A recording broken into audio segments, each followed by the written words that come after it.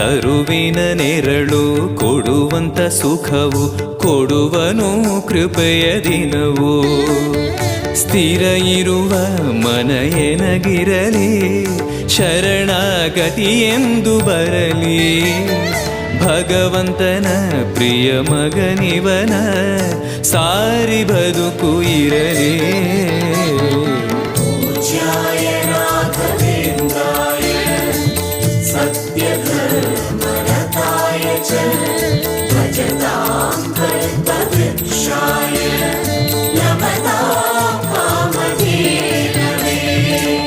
ಆಲಯವೆಂದರೆ ಮಂತ್ರಾಲಯವೇ ಬೇರೆ ನಾ ಅರಿಯಲಾರೆ.